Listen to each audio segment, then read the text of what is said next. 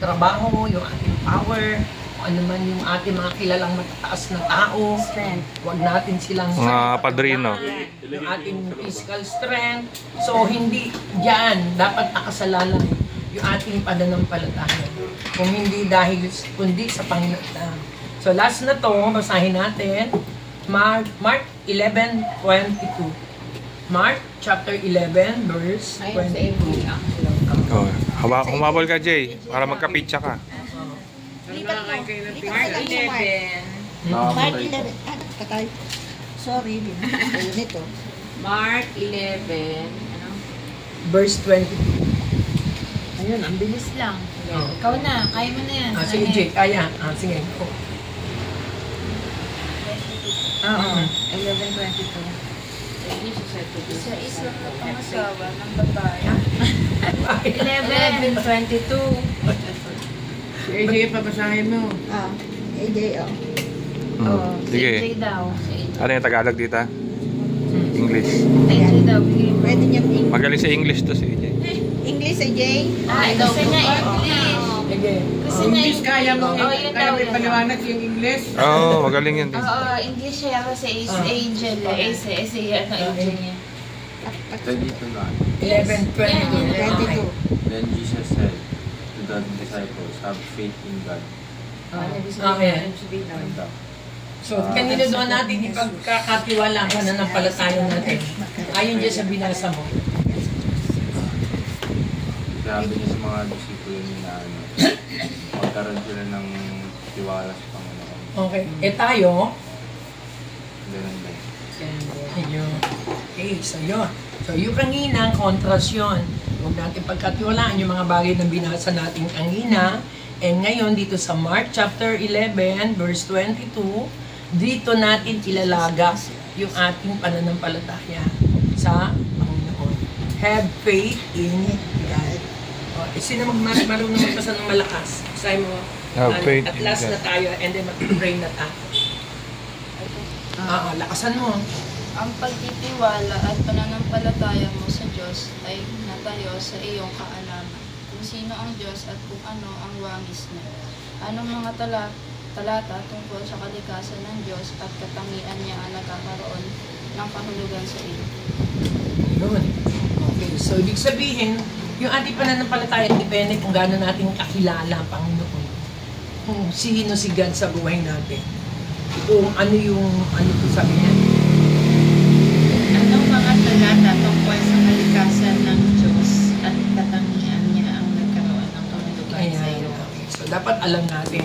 Una, dapat mayroon pa akong kapasulat dito. Sulat. Isang katangian ng Diyos na alam nyo. Siguro, ano na lang, mabilis lang. Sino si God sa'yo? Diyos at tagapagligtas. Okay? Valerie. Who is God? Sa'yo. Ano si God sa'yo? Ano ginagawa ni God sa'yo? Nagpapagaling. Magaling. Angelo. Ito yung sakos. Okay? Parang dog-kick. Parang ni Anet, no? Copy Isa paste. pa. Ano pang alam mo ginawa ni Jesus? Sinaran niya yung mga disciples. Ano ba? Tapos, Ano ginawa niyo sa'yo? Sa'yo, personally, ano ginagawa niyo sa'yo? Hindi na ka na siya Pedro. binuhay niya ako. Ha? Binuhay niya ako. Binuhay Ano ka, yun? tapos Pinoprotekta niya. Tapos, nirotekta ka, dinala ka ng Laguna.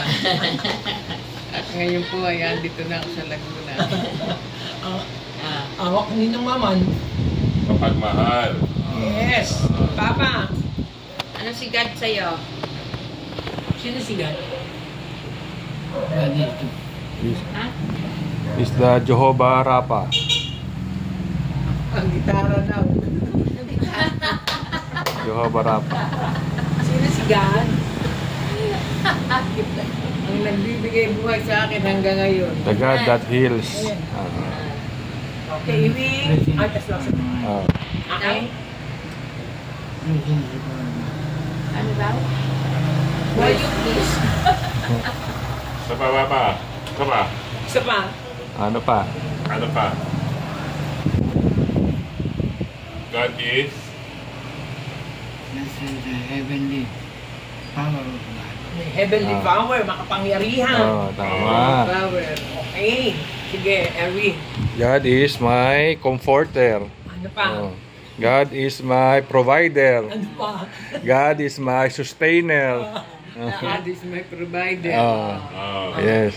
God is my provider daw. Oh, tama. Ikaw naman, Jen. Ikaw, Jen. Sino si God sa buhay mo? Si God sa buhay ko ay siya ang aking pinagkakautangan ko ng buhay ko. Ayan. Yes. Siya yung iyong creator. Siya may Creator mo siya. creator. Siya sa nagbibigay. Hanggang ngayon na kinasa ibabaw ng mundo, siya nagbibigay buhay sa akin. Dinadagdagan niya ang buhay ko. Inaabaan pa niya. So, paano mo sasabihin niya in one word? Siya ang iyong may hawak. Hawak lang ay. Tawag na nga, Tita Hilda, dito ka. Oh, si ate naman, sunod. siya ang nagdudugtong ng aking buhay. Okay, amen. Ikaw, anak. Akin personally, healer, Oh. provider, Ah, at saka, Lahat. yun nga, Lahat. protector, ah, at saka, deliverer. Oo, deliverer, di ba? Yun. Eh, kantahin ba natin isang Oh. miracle dito? Tita Hilda, sino si God sa'yo? ang aking kaibigan. Ang aking kaibigan. Siyang nagbigay ng buhay. Habang ako'y nabubuhay. Yes. Laki sa akin to, hindi siya tig sa salita namin. May sarili siya. Ah, Hindi ako nagagaya sa'yo. Inggan na. Siya ang nag-ano sa akin. My Lord and my Savior.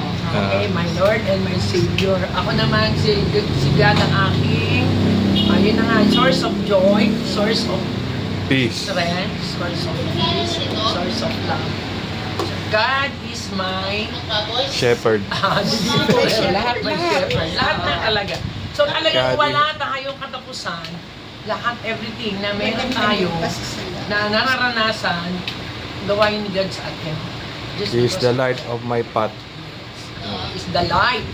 Of He my is the path. lamp. Oo. Yan. Okay.